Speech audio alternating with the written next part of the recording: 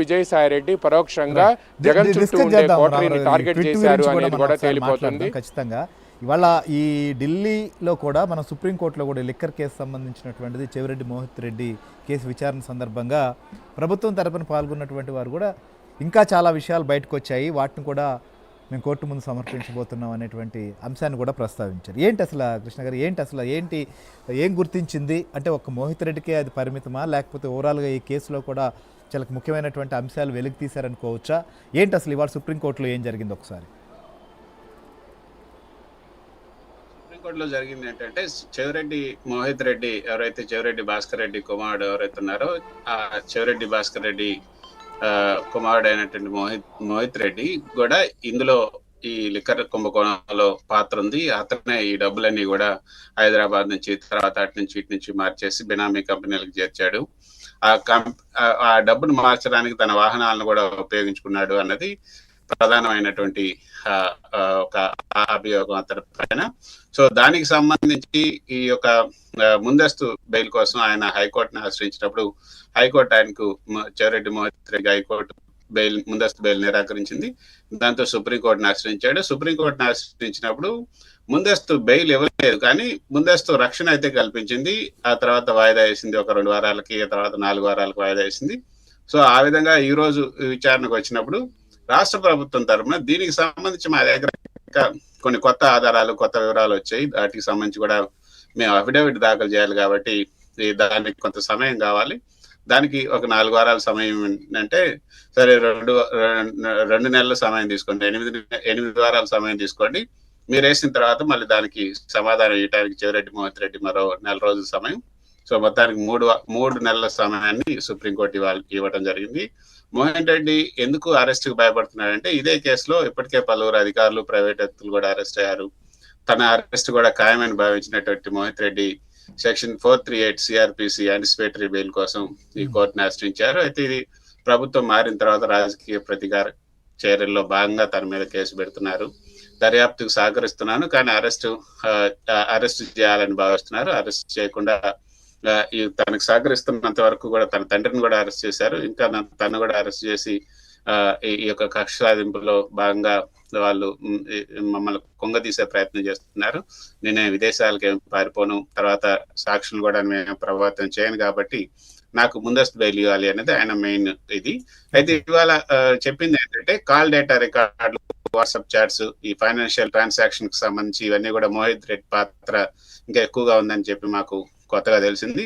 వాటన్నిటికి సంబంధించి లిక్కర్ సరఫరా ఒప్పందాల ద్వారా వచ్చిన డబ్బు, ఈ బినామీ ఖాతాలు, షెల్ కంపెనీలకు తరలింపు, రాజకీయ నాయకులకి, పార్టీ ఫండింగ్ కి ఈ డబ్బు చేర్చడంలో మోహిత్ రెడ్డి ప్రధాన పాత్ర పోషించాడు అనేది మాకు ఇంకా ఎక్కువ ఆధారాలు లభించాయి. కాబట్టి ఆ ఆధారాలని కోర్టుకు సమర్పించడానికి కొంత సమయం అడిగింది, దానికి కూడా సమయం ఇచ్చారు. అది అయితే ఈ ఇంకొక ప్రధానమైనటువంటి అంశం, పార్లమెంటు బడ్జెట్ సమావేశాలకు ముందే వైఎస్ఆర్సీపీ ఎంపీ సంబంధించినటువంటి మిథున్ రెడ్డిని ఈడీ విచారణకు రమ్మంది. సరే, ఆ మాజీ ఎంపీ విజయసాయిరెడ్డిని కూడా రమ్మన్న దానికి ముందే. సో ఏంటి అసలు ఈడీ ఈ కేసు విషయంలో మరింత దూకుడుగా ముందుకు వెళ్ళబోతోందా? మిగిలినటువంటి అంశాలన్నింటినీ కూడా ఆరా తీయబోతోందా? ఎందుకంటే ఫైనల్ ఛార్జ్ షీట్ కూడా దాఖలు చేసే అవకాశం ఉందనేది మన రామారావు గారు చెప్తున్నటువంటి విషయం. కాబట్టి ఈ లోపే ఈడీ అన్ని విషయాలని రాబట్టబోతోందా? ఖచ్చితంగా శ్రీహరి, ఈ నెల 28 నుంచి పార్లమెంట్ సమావేశాలు ఉన్నాయి. కాకపోతే మిథున్ రెడ్డిని 23వ తేదీ రమ్మన్నారు.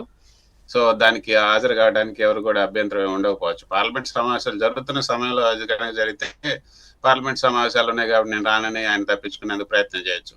23 రమ్మన్నారు, 22 ఏమో ఈ యొక్క విజయసాయి రెడ్డిని రమ్మన్నారు. కాబట్టి ఖచ్చితంగా హాజరయ్యే అవకాశం. కానీ వీళ్ళిద్దరికి ఇప్పుడున్న తేడా ఏంటంటే, మిథున్ రెడ్డిని ఇప్పటికే అరెస్ట్ చేశారు. అరెస్ట్ చేసి ఆ తర్వాత ఆయన బెయిల్ పైన బయటకు వచ్చాడు కొన్ని నెలల తర్వాత. కానీ విజయసాయి రెడ్డిని మాత్రం అరెస్ట్ చేయలేదు. విజయసాయి రెడ్డి ఆయన తన దగ్గర ఉన్న విషయాలన్నీ కూడా చెప్పడం, తనకి దీనికి ఏం సంబంధం లేదని ప్రూవ్ చేసుకోవటం, వీటన్నిటి వల్లనే విజయసాయి రెడ్డిని ఇప్పటి వరకు కూడా అరెస్ట్ చేయలేదు. కాకపోతే ఇప్పటి వరకు సిట్ తర్వాత అవి మాత్రమే విచారించే వీళ్ళిద్దరిని. ఇప్పటి వరకు తొలిసారిగా ఈడీ వీళ్ళిద్దరిని కూడా విచారించబోతుంది. అదే ప్రాధాన్యత సంతరించుకుంది. అయితే ఈ 2019 నుంచి 2024 మధ్య ఈ యొక్క మద్యం విధానంలో ఏవైతే ఈ మద్యం కంపెనీలకి మాత్రమే లాభం చేకూరేలాగా ఈ టెండర్లు, సరఫరా, ఈ ధరల విషయంలో అక్రమాలు, తర్వాత భారీగా కిక్ బ్యాక్లు, తర్వాత అక్రమ డబ్బు లావాదేవీలు జరిగినట్లుగా ఏవైతే ఆరోపణలు వచ్చాయో సిట్ తన ఛార్జ్ షీట్లు ఇప్పటివరకు దాఖలు చేసినట్టు 3 ఛార్జ్ షీట్లు దాఖలు చేసింది. కాబట్టి ఆ ఛార్జ్ షీట్ ఆధారంగానే ఈడీ ఈ కేసు నమోదు చేసింది. దానికి సంబంధించి అక్రమ డబ్బు వ్యవహారాలకు సంబంధించి ఈడీ ఎన్ఫోర్స్మెంట్ డైరెక్టరేట్ రంగంలోకి దిగింది. ఇప్పుడు ఈ కేసులో ఈ అక్రమంగా వచ్చినటువంటి డబ్బు ఈ బినామీలు ఎవరు, తర్వాత షెల్ కంపెనీలు ఎవరు, హవాలా మార్గాల్లో ఇతరత్ర పెట్టుబడులుగా మార్చడానికి ఎవరెవరు ప్రయత్నం చేశారనేది ఒక మనీ ట్రయల్ అన్నిటిని కూడా ఈ యొక్క ఈడీ కనిపెట్టినట్లుగా మనకు అందుతున్నటువంటి సమాచారం. అందుకే వాళ్ళ దగ్గర పక్క ఆధారాలు ఉండటంతో ఇప్పుడు వీళ్ళిద్దరిని కూడా పిలిచినట్టుగా తెలుస్తుంది. ఈ మనీ లాండరింగ్ యాక్ట్ పిఎంఎల్ఏ చట్టం కింద ఈడీ విచారణకి వాళ్ళిద్దరిని కూడా పిలిచింది. విజయసాయిరెడ్డి 22వ తేదీ వస్తున్నారు. అయితే విజయసాయిరెడ్డి మీద ఉన్నటువంటి ఆరోపణ ఏంటంటే ఈడీ ఈ లిక్కర్ విధానం రూపకల్పనలో కీలక పాత్ర పోషించాడు అన్నది విజయసాయిరెడ్డి మీద ఈడీ చేస్తున్నటువంటి వాదన. అయితే మిథున్ రెడ్డి పాత్ర ఏంటంటే ఈ అక్రమ లావాదేవీల్లో కీలక పాత్ర ఉంది. ఈ మద్యం కంపెనీలు ప్రభుత్వ పెద్దల మధ్య లింక్ గా పనిచేశారు. ప్రభుత్వం ఈ మద్యం కంపెనీల మధ్య మిథున్ రెడ్డి లింక్ గా పనిచేశారు కాబట్టి అతని పాత్ర కూడా ఉంది అని. సో ఇప్పుడు ఈడీ వీళ్ళిద్దరిని ఏం గ్రిల్ చేసే అవకాశం ఉంది అంటే మద్యం కంపెనీలతో వాళ్ళకు ఉన్నటువంటి సంబంధం ఏంటి, తర్వాత ప్రభుత్వ నిర్ణయాల ద్వారా ఎవరికి ఎంత లాభం జరిగింది, తర్వాత అక్రమంగా వచ్చినటువంటి డబ్బుని ఎక్కడికి తీసుకెళ్లారు, బ్యాంక్ ఖాతాలు, అంటే వీటన్నిటిని కూడా సేకరించింది వెనకాల, అంటే సిట్ సేకరించింది. దాంట్లోంచి ఆ వివరాలన్నీ కూడా సిట్ ఇచ్చినటువంటి వివరాలన్నింటినీ కూడా ఈడీ తీసుకొని వాళ్ళు కూడా మళ్ళీ ఆడిట్ చేయడం జరిగింది. ఆ ఆడిట్ లోనే ఈ వివరాలన్నీ బ్యాంక్ ఖాతాలు, పెట్టుబడులు, ఆస్తుల వివరాలు ఇంకా ఎక్కువగా, అంటే వాళ్ళ పరిధి చాలా తక్కువ ఉంటది సిట్ది, ఈడీ పరిధి ఎక్కువ ఉంటది కాబట్టి ఈడీ విదేశాల్లో పెట్టుబడులు లేకపోతే అవన్నీ కూడా ఎక్కువ ఉంటాయి కాబట్టి అవన్నీ ఆధారాలు ఉండబట్టి వాళ్ళిద్దరిని ఇప్పుడు పిలిచినట్టుగా మనకి తెలుస్తుంది. ఖచ్చితంగా వీళ్ళిద్దరిని మళ్ళీ అంటే మనకి ఈడీ నుంచి అందుతున్నట్టు సమాచారం ఇది చాలా కీలకమైనటువంటి కేసు, రాబోయే రోజుల్లో కొంచెం సీరియస్ గానే ఉంటుంది అనేది ఈడీ అధికారులు చెప్తున్నట్టు డిస్కస్ చేద్దాము. ఒకసారి మనం నిన్న విజయసాయిరెడ్డి చేసినటువంటి ట్వీట్ పైన వైసీపీ నేతలు ఎవరైనా రియాక్ట్ అయ్యారు? అసలు వైసీపీలో